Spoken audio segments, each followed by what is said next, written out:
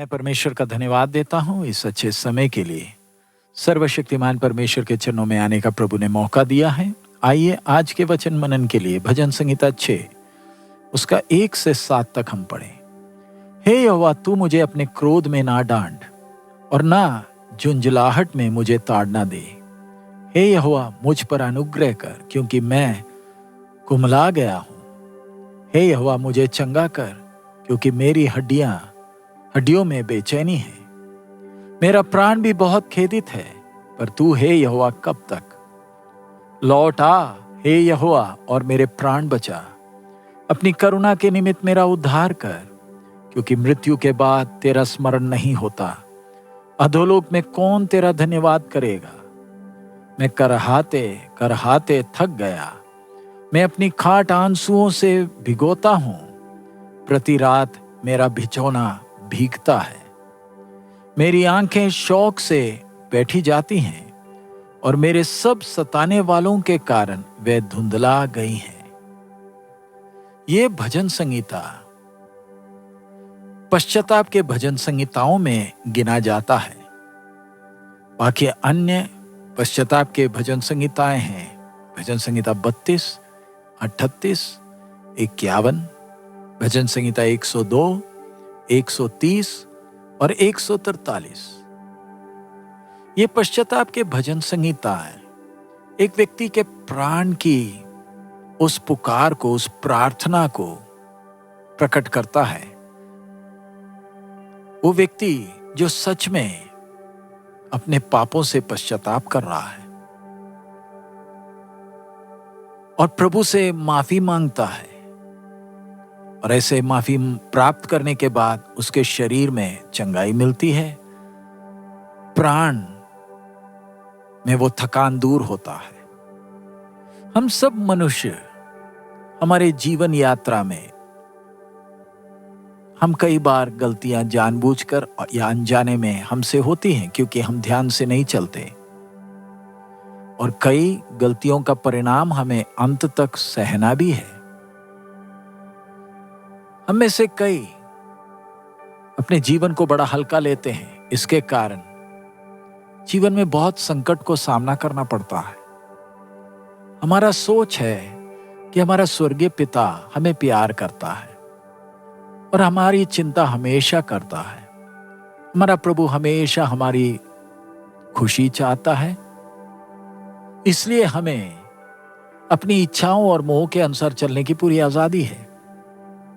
और यदि हम पाप करें तो हमारा प्रभु हमें माफ करेगा, अगर हम अपनी गलतियों को मान लें। आज ज्यादातर सुसमाचार को इस तरीके से लोगों के सामने प्रकट किया जा रहा है। पापियों को कहा जा रहा है कि मन फिराएं, ताकि वो अपने जीवन में खुशी और आशीषों को अनुभव कर सकें।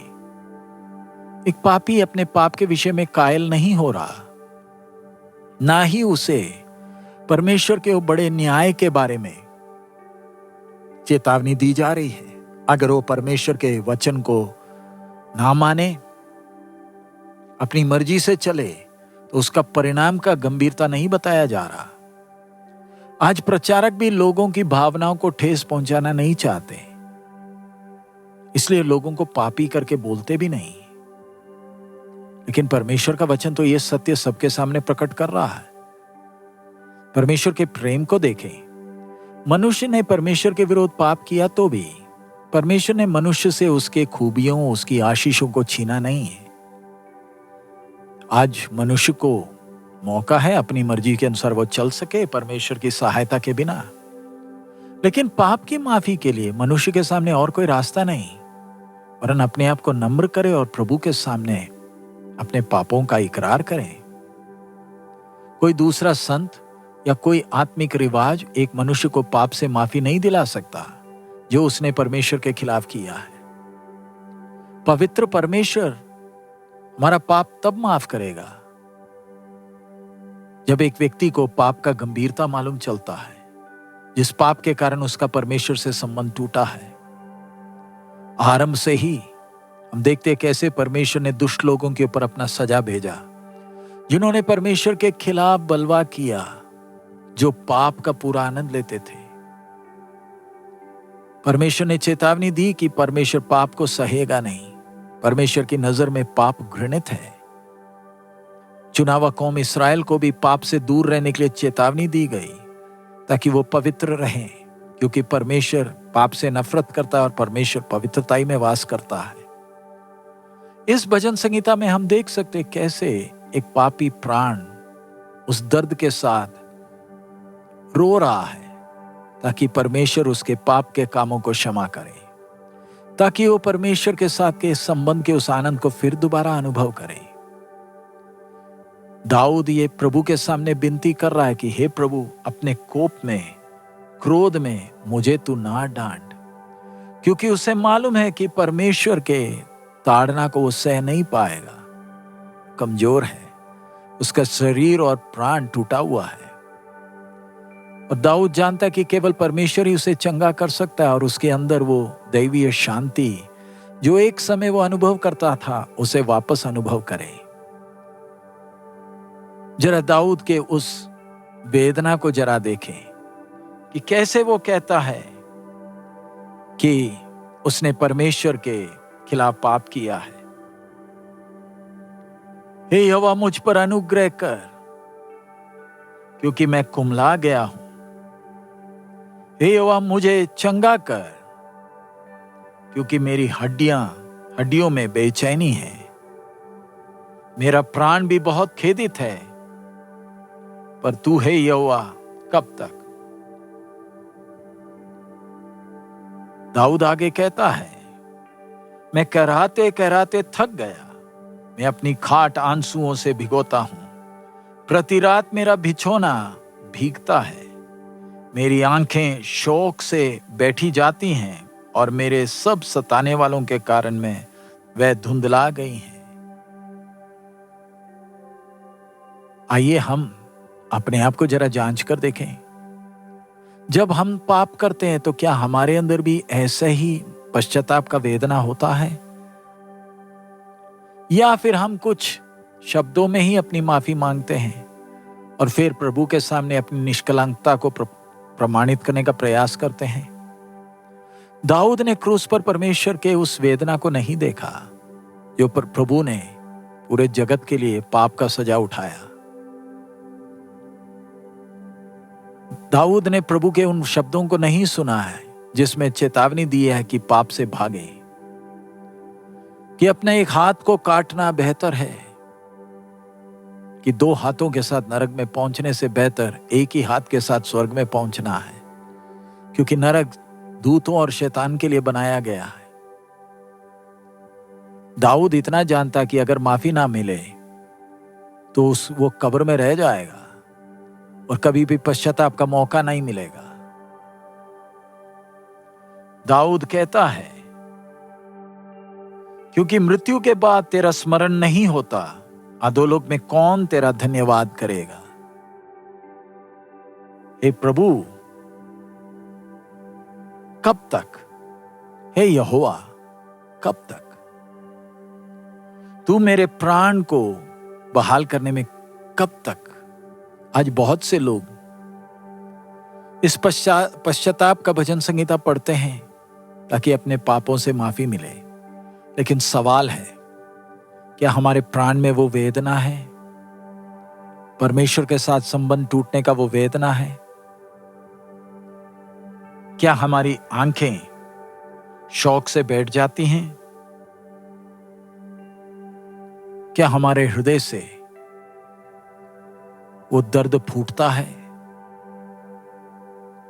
जब हम पाप करते हैं, ध्यान रखें, हमारे अंदर भी ऐसा वेदना होना है।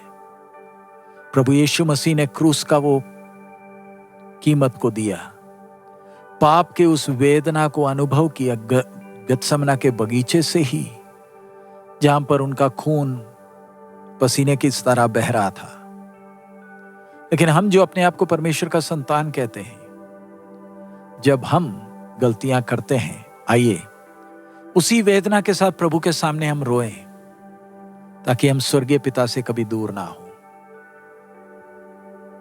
हम भी उस अधोलोक में ना पहुंचे जिधर हमें परमेश्वर का सजा भुगतना पड़े। हम पाप को हल्का ना लें, उसका मजा न लें, ये सोचकर कि प्रभु दयालु है और हमें परमेश्वर माफ करेगा जब हम प्रार्थना करेंगे। आइए हम धोखा ना खाएं, परमेश्वर ठट्ठों में उड़ाया नहीं जाता। अगर पवित्र परमेश्वर पाप को हल्का लेता तो प्रभु यीशु मसीह को क्रूस की वेदना सहने की जरूरत ही नहीं थी, ना ही तड़पने के जगह में हमारी जगह जाने की आवश्यकता पड़ती।